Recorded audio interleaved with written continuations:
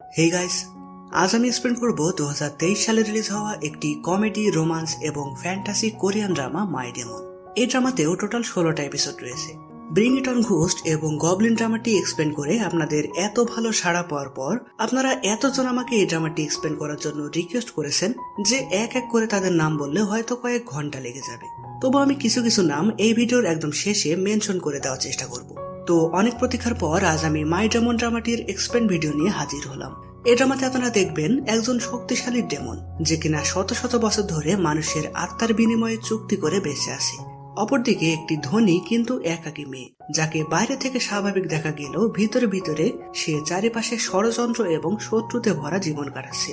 ভাগ্যের নির্মম পরিহাসে ডেমনের সমস্ত শক্তি চলে যায় মেয়েটির ভিতর।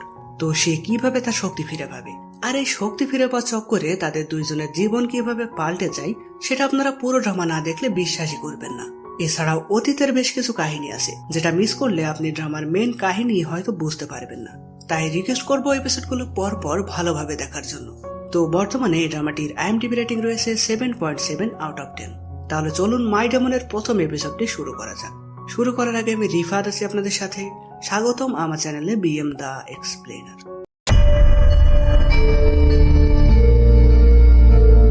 কাহিনী শুরুতে আমাদের এই ড্রামার নায়ক চরিত্রকে দেখানো হয়, যার নাম জং গুয়ন। সে মূলত একজন ডেমন। এখানে তার ক্ষমতার একটি নমুনা আমরা দেখি, যেখানে দেখা যায় পার্ক বকগেও নামে একজন জেলে সারাদিন চেষ্টা করেও তার জালে কোনো মাছই উঠছিল না। সেখানে তখন গুয়ান এসে তার ব্যাপারে জানতে চাইলে সে জানায় মাছ না পেলে সে না খেতে পেয়ে মারা যাবে। গুয়ান তখন তার ক্ষমতা দিয়ে পানিতে অনেক মাছ নিয়ে আসে। তার এমন কাণ্ডে পার্ক বলে, তুমি কি কোনো জাদুকর নাকি কোনো দেবতা? গুয়ান বলে, আমি একজন ডেমন, আমি চাইলে তোমার ইচ্ছা পূরণ করতে পারি, কিন্তু এর বিনিময়ে আমার সাথে 10 বছরের একটি চুক্তি করতে হবে। এই 10 বছরে তুমি যেমনটা চাইবে, মানে তোমার কখনো খাবারের অভাব হবে না। 10 বছর পর আমি তোমার আত্মাকে নিয়ে যাব আর তুমি যাবে নরকে। পার্ক তার সব কথা শুনে খুবই ঘাবড়ে যায়, তবে না খেয়ে মরার থেকে 10 বছর ভালোভাবে বাঁচার কথা ভেবে সে তার চুক্তি মেনে নেয়। মানে এই ঘটনা দেখিয়ে আমাদের বোঝানো হয় জংগুয়ন মানুষের সাথে এমন চুক্তি করে বেড়ায় তাদেরকে নরকে নিয়ে যাওয়ার জন্য। এখানে বলে রাখি, ড্রামাটির কাহিনী শুধুমাত্র বিনোদন হিসেবে নেবেন, ধর্মীয় কোনো বিষয় বা বাস্তবতার সাথে কখনো এটিকে মিশিয়ে ফেলবেন না। বাই দ্য ওয়ে, গুয়ানের শক্তি আসে তার হাতে থাকা একটি ট্যাটুর মাধ্যমে। সে সাধারণত চুটকি দিয়ে তার ক্ষমতা ব্যবহার করে, আর এটি করার সময় ট্যাটু জ্বলে ওঠে।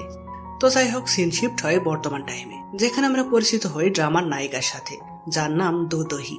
সে মিরে F&B নামে একটি নামকরা কোম্পানি সিইও। দহির পরিবারের লোকজনই তাদের কোম্পানির বিভিন্ন গ্রুপে দায়িত্ব পালন করে থাকে। কোম্পানির প্রধান চেয়ারম্যানের নাম জু সিয়ন সাক। সে তাদের পরিবারেরও প্রধান। দহি তাকে জয়সা বলে ডাকে। তো তিনি দহির বিয়ের জন্য খুবই চেষ্টা করে যাচ্ছেন। সেজন্য সে প্রায় বিভিন্ন ছেলের সাথে দহির ব্লাইন্ড ডেটের ব্যবস্থা করে, কিন্তু সে এখন বিয়ে করতে চায় না। সেরকমই আজকেও একজনের সাথে ব্লাইন্ড ডেটে যাওয়ার কথা বললে দহি যেতে না চাওয়ায় জু বলে, তুমি না গেলে কিন্তু আমি চেক আপ করাবো না। দহি যেহেতু তাকে খুবই ভালোবাসতো, তাই তার স্বাস্থ্যের কথা ভেবে সে যেতে রাজি হয়। এখানে আমরা গুয়ানকে দেখি, সে বর্তমানে সানওয়াল ফাউন্ডেশন নামে একটি কোম্পানি বা প্রতিষ্ঠানের ওনার। সেখানে মূলত ট্রেডিশনাল আর্টিস্টদের প্রশিক্ষণ দেওয়া হয়, মানে মানুষের মাঝে থাকার জন্যই তার এই পরিচয়। আর ভিতরে ভিতরে সে ডেমন, এটা তো আমরা জানি। তো সেখানে আমরা অনেকগুলো ঘড়ি দেখি। এ পর্যন্ত সে যাদের সাথে কন্ট্যাক্ট করেছে তাদের 10 বছরের কাউন্টডাউন এই ঘড়িতে দেখা যায়। কন্ট্যাক্টের ম্যাচ শেষ হলে ঘড়িতে 12টা বাজে, আর তারপর সে আত্মা নেওয়া হয়ে গেলে ঘড়িটি গায়েব হয়ে যায়। তো আজকে একটি ঘড়িতে 12টা বেজে গেলে সে চলে যায় একজন গ্যাংস্টার লিডারের কাছে, যার সাথে সে 10 বছর আগে কন্ট্যাক্ট করেছিল। কন্ট্যাক্টে সে অনেক টাকা এবং ক্ষমতা চেয়েছিল, তাই সে বর্তমানে এখন গ্যাংস্টার। লোকটি তখন শাওয়ার নিচ্ছিল। সেখানে তখন গুয়ান আসলে তাকে দেখে সে খুবই ভয় পেয়ে যায় এবং তাকে মারার চেষ্টা করে। গুয়ান তো একজন ডেমন, তাই যে সেভাবে তো আর তাকে মারা সম্ভব না। এখানে তাদের এই ধস্তাধস্তি বাইরে থাকা বসের সহকারী শুনতে পায়। সে তখন লোকজন নিয়ে তাড়াতাড়ি করে ভিতরে আসে, কিন্তু ততক্ষণে গুয়ান তার আত্মা নিয়ে চলে গেছিল। সে চলে যাওয়ার সময় বসের সেই সহকারী তাকে এক ঝলক দেখে ফেলে। বাই দ্য ওয়ে, এই সহকারীকে ড্রামায় নাম্বার 2 বলে ডাকা হয়েছে। তো এরপর আমরা দেখি দহি ব্লাইন্ড ডেটের জন্য একটি রেস্টুরেন্টে যায়। সেখানে সে জানতে পারে একজন লোক নাকি আজকে পুরো রেস্টুরেন্টটি বুক করে নিয়েছে। এখানে বিষয়টা আপনাদের একটু ক্লিয়ার করি। এই রেস্টুরেন্টটি মূলত বুক করেছে গুয়ান, কারণ প্রতিবার কন্ট্যাক্টের মেয়াদ শেষ হওয়া লোকদের আত্মা নেওয়ার পর সে এরকমই রেস্টুরেন্ট বুক করে একা একা কেক কেটে সেলিব্রেট করে। সেই রেস্টুরেন্টেই দহি ভুল করে চলে এসেছে। তো আজ ছিল দহির জন্মদিন, তাই সে ভাবছিল তার জন্যই হয়তো ছেলেটি পুরো রেস্টুরেন্ট বুক করেছে তার সাথে নিরিবিলি কথা বলার জন্য। এরপর সে রেগে রেগে ছেলেটির সাথে দেখা করতে গেলে গুয়ানের হ্যান্ডসাম ফেস দেখে তার মন নরম হয়ে যায়। গুয়ান তো তাকে দেখে বুঝতে পারে না যে এই মেয়ে আবার কোথা থেকে আসলো। দহি তার সাথে ব্লাইন্ড ডেটের সেই ছেলে ভেবেই কথা বলতে থাকে, আর গুয়ানও স্বাভাবিকভাবেই তার সাথে কথা বলে এটা বোঝার চেষ্টা করে যে সে কোন মতলবে তার কাছে এসেছে। তো দহিকে গুয়ান বিভিন্নভাবে অপমান করে, কারণ মানুষ তার খুব একটা পছন্দ না, আর মানুষের প্রতি তার কোনো ইমোশনও কাজ করে না। ফলে দহি সেখান থেকে চলে যেতে গেলে দেখা যায় ওয়েটার গুয়ানের জন্য তখন কেক আনছিল। সেখানে তখন নাম্বার 2 এসে রাগে ওয়েটারকে ধাক্কা দেয়, আর কেকটি তখন পড়ে যেতে থাকে দহির উপর। গুয়ান এক হাতে কেকটি ধরে এবং অপর হাতে দহিকে রোমান্টিক ভাবে বাঁচায়। দহি তো এতে খুবই ইমপ্রেস হয়ে লজ্জায় লাল হয়ে দ্রুত ওয়াশরুমে চলে যায়। এখানে সে ভাবছিল তার জন্মদিনের জন্যই হয়তো গুয়ান কেক অর্ডার করেছিল, কিন্তু বাস্তবে সে তো কেক আনতে বলেছিল মূলত সেলিব্রেট করতে। তো নাম্বার 2 সেখানে এসে গুয়ানকে বলে, তুমি আমাদের বসের সাথে কি করেছো? গুয়ান বলে, অনেকদিন পর পর আমি এই কেক খেতে পারি, তাই আগে কেক খেয়ে নি, তারপর তোমাদের সাথে কথা বলছি। সে তখন তাকে কেক খেতে না দিয়ে সব কেক নষ্ট করে ফেলে। এতে গুয়ান খুবই রেগে যায়। এরপর সে তার শক্তির সাহায্যে নাম্বার 2 এবং তার লোকজনদের একে একে তার হাতে থাকা নিউজ পেপারের মধ্যে ঢুকিয়ে ছবি বানিয়ে দেয়। তারপর দহি সেখানে ফিরে এসে দেখে কেক নষ্ট করা। সে বলে, আমার জন্মদিনের কেক তুমি একাই খেয়ে ফেললে? গুয়ান বলে, তোমার জন্মদিন নিয়ে আমার কোনো মাথা ব্যথা নেই, আমার আরো কাজ আছে, আমি এখন আসছি। দহির মন তখন হুট করেই খারাপ হয়ে যায়। যাকে নিয়ে সে এত কিছু ভাবছিল তার মুখেই এমন কথা শুনে মন খারাপ করে সে সেখান থেকে চলে আসে। গুয়ানের পর সেই পেপারটি নিয়ে ওয়াশরুমে ফেলে দিয়ে তাদের সবাইকে বাইরে বের করে দেয়। তো এদিকে আমরা 1 বছর আগের কাহিনী দেখি, যেখানে জুয়ের 70তম জন্মদিনে দহির পরিবার সম্পর্কে আমাদের দেখানো হয়।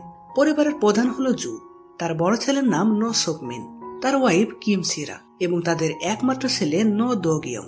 জুর একটি মেয়ে আছে যার নাম নো সোয়া। তার আবার 2টা যমজ ছেলে, অস্টিন এবং জাস্টিন। এছাড়াও জুর ভাইয়ের ছেলে তাদের সাথে থাকে যার নাম জো সুখুন। তার বাবা মা বর্তমানে পেরুতে আছেন। এই সুখুন কিন্তু মনে মনে দহিকে পছন্দ করে।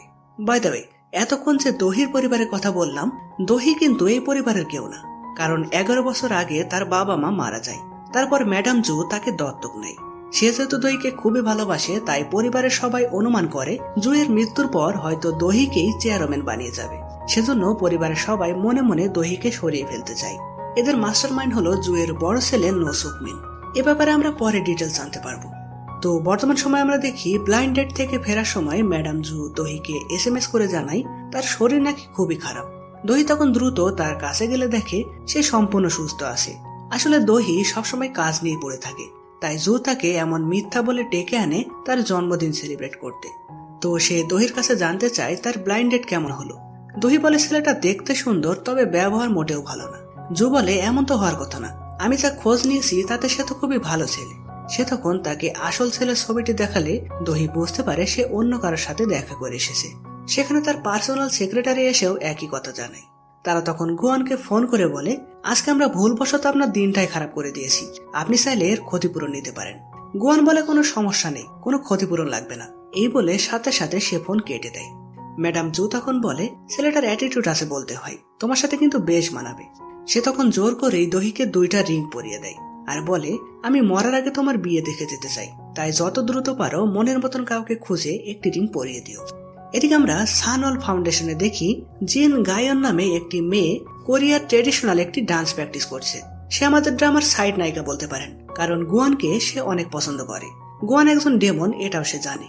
তো সেখানে তখন গুয়ান আসে তার ডান্স দেখতে, কিন্তু আজকে সে কেক খেতে পারেনি বলে তার ভালো লাগছিল না। সেখানে তখন তার পার্সোনাল সেক্রেটারি এসে জানতে চাই কেক খেতে পারেনি তাহলে এত সময় সে রেস্টুরেন্টে কি করছিল। গুয়ান জানায় সে একটা ব্লাইন্ড ডেটে ছিল।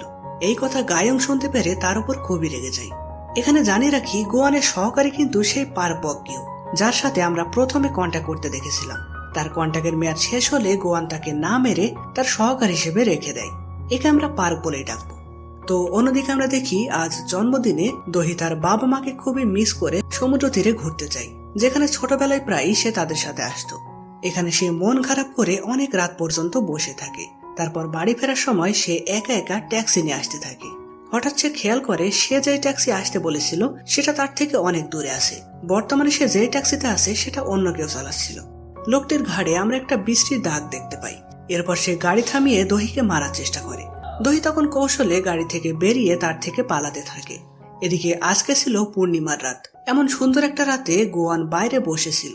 সে তখন বুঝতে পারে কেউ বিপদে পড়েছে, অর্থাৎ বিপদ উদ্ধার করার বিনিময়ে সে তার সাথে কন্ট্যাক্ট করতে পারবে। মানে সে দহিকে দেখতে পারছিল আর কি।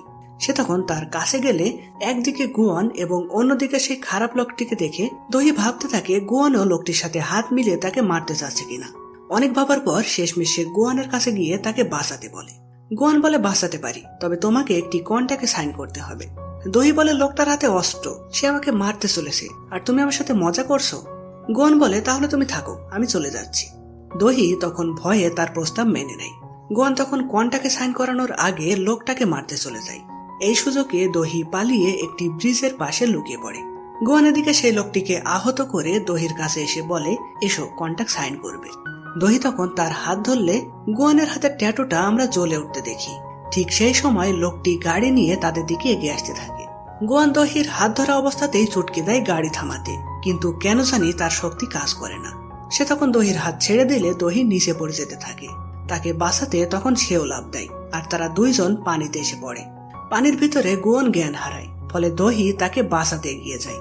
সে যখন গোয়ানের হাত ধরে তখন দেখা যায় গোয়ানের হাতের ট্যাটু তার হাতে চলে আসে।